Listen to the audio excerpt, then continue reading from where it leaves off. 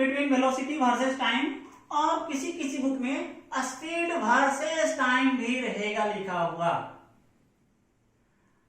If the graph is given speed versus time or velocity versus time, then how can you calculate the distance or displacement traveled by the particle as shown in given diagram?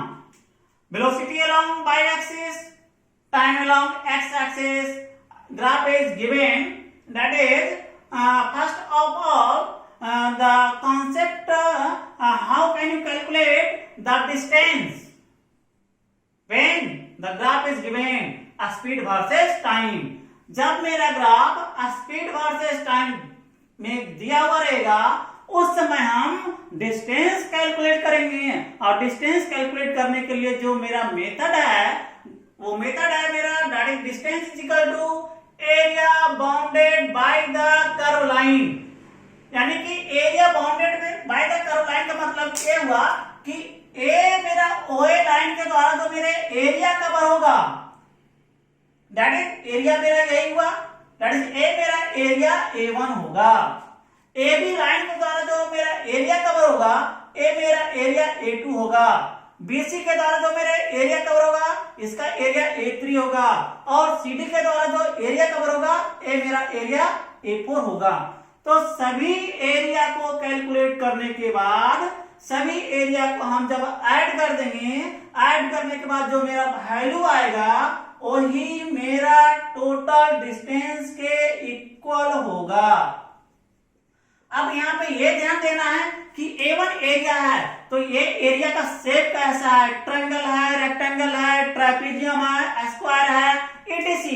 तो A1 का area जो होगा यहाँ पे एक triangle shape है, तो हम कैलकुलेट करेंगे A1 is equal to area of triangle.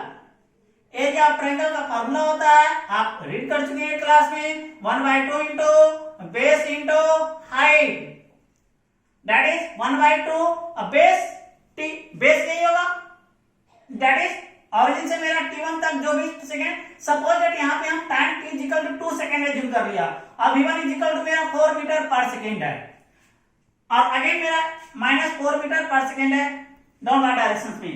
तो ए मेरा बेस हो गया 2 सेकेंड, 2 सेकेंड आ गया, एंड हाइट मेरा क्या हो गया, ऑरिजिन से यही मेरा तो डिस्टेंस है, that is the height, that is height मेरा क्या है 4 metre per second, 4 metre per second, second से सेकेंड कैंसिल आउट हो गया, 2 से 2 कैंसिल आउट हो गया, that is the 4 metre. After cancellation the unit of area is metre.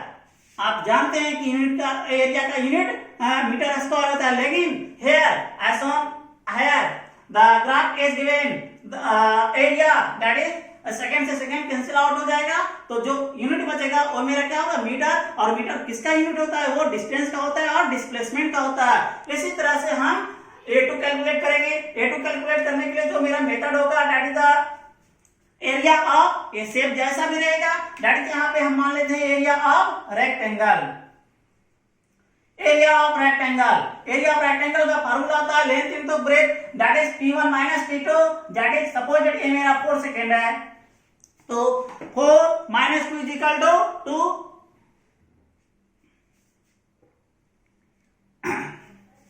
That is the 4 minus 2 is equal to 2, that is ये 2 हो जाएगा, length into breadth that is L into B, that is the length to breath मेरा कितना है 4, that is the 4, that is again मेरा 8 metre per second, 8 metre आ गया। Again मेरा A3 calculate करेंगे, A3 कैलकुलेट करने के लिए अगेन मेरा इसका शेप क्या है, ट्रायंगल है, तो ट्रायंगल का एरिया होगा that is T3 is equal to, हम अज्यूम कर लेते हैं मेरा 6 सेकेंड, और T4 is equal to 8 second, तो 1/2 into again T3 that is ये मेरा 6 माइनस 4 इंटू हाइट अगेन मेरा 4 है, that is again 1/2 into 2 into 4 that is 2 से 2 दैट इज अगेन मेरा 4 मीटर आ गया। अगेन हम एरिया A4 कैलकुलेट करेंगे, अगेन मेरा शेप ट्रायंगल है, तो अगेन लिखेंगे area of triangle that is 1/2 into base into height that is 8 minus 6 into height again मेरा 4 है, that is again 1/2 into 2 into 2 into 4 that is 2 से 2 that is 4 metre. अब total area मैंने calculate कर लिया, अब एरिया कैलकुलेट कर लिया तो उसके बाद मेरा जो टोटल डिस्टेंस होगा distance is equal to sum of all area A1 plus A2 plus A3 plus A4 that is A1 that is मेरा A1 का एरिया का वैल्यू आ गया 4 metre plus 8 metre plus 4 metre that is 4 plus 4 8 plus 8 16 plus 4 that is a 20 meter that is total distance traveled by the particle up to 8 second is equal to 20 meter that is the area that is the distance। इस तरह से जब भी मेरा graph velocity speed versus time रहेगा तो जो मेरा डिस्टेंस होगा distance is equal to area bounded by the curve line और एरिया अगर ट्रेपेजियम बनेगा तो ट्रेपेजियम का एरिया यहाँ पे फॉर्मूला अप्लाई करेंगे उसके बाद हम कैलकुलेट करेंगे आफ्टर कैलकुलेशन सभी एरिया को ऐड कर देंगे तब मेरा क्या आ जाएगा डिस्टेंस। तो इस तरह से हम डिस्टेंस कैलकुलेट करेंगे। सेकेंड मेरा होगा how can you calculate the displacement.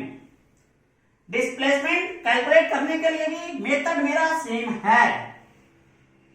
In same questions that is the displacement calculate करने के लिए जब भी होगा तो मेरा वेलोसिटी वर्सेस टाइम होगा दैट इज द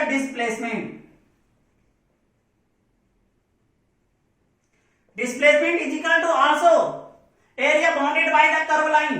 तो अगेन एरिया कैलकुलेट कर लेंगे। इससे पहले मैंने देखा जितने भी एरिया है वो सभी एरिया को मैंने ऐड कर लिया।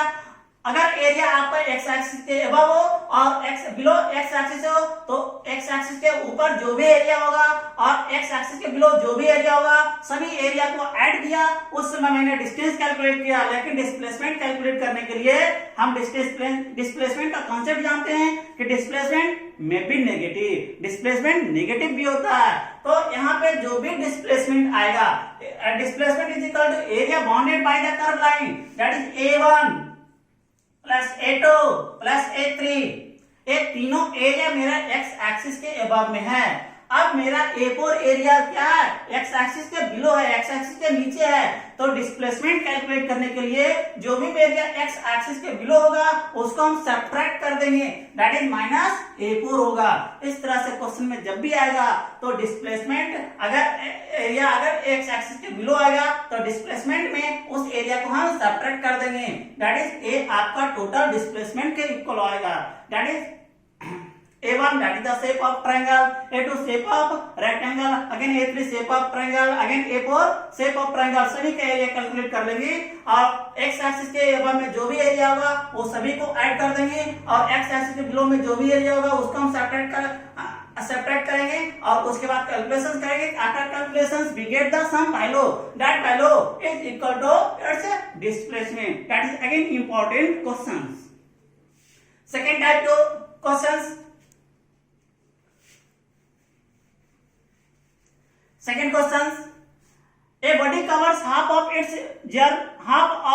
journey with a speed A and the other half with a speed B meter per second. Calculate the average speed of the body during the whole journey। मान लेते हैं A मेरा A पॉइंट है A मेरा B point है। एक particle is moving from point A to B and total distance traveled by the particle from A point B is suppose that हमने assume कर लिया D। A मैंने total distance assume कर लिया D।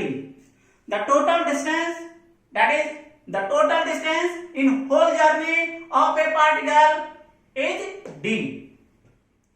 First line a body covers half of its distance। ये जो total distance है इसका half part दैट इज ए मान लेते हैं सी पार्ट। ए हाफ पार्ट को कवर करने में दैट इज हाफ पार्ट को कवर करने में दैट इज d/2 डिस्टेंस को कवर करने में इसका जो स्पीड है ये स्पीड मेरा क्या गिवन है ए स्पीड मान लेते हैं यहाँ पे ए स्पीड है that is v1 is equal to a metre per second मेरा दिया हुआ है।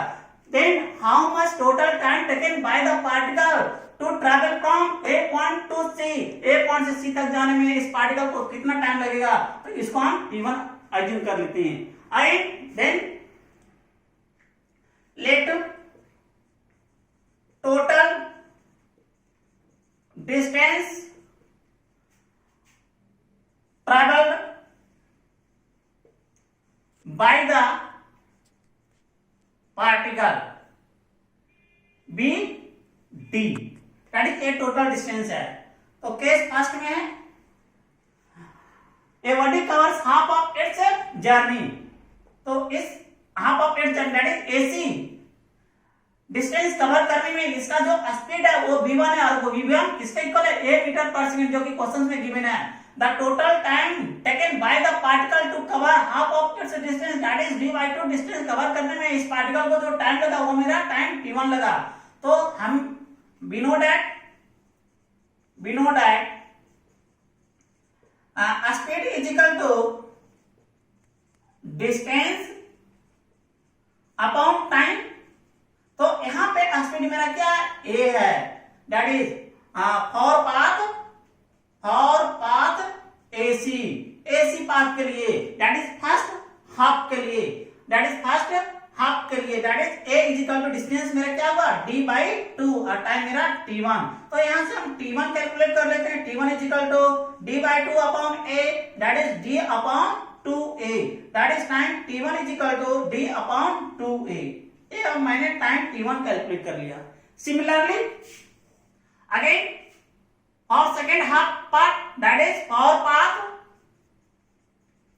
CB पाथ के लिए अगेन मेरा हाफ डिस्टेंस बच गया तो अगेन मेरा a d by 2 होगा.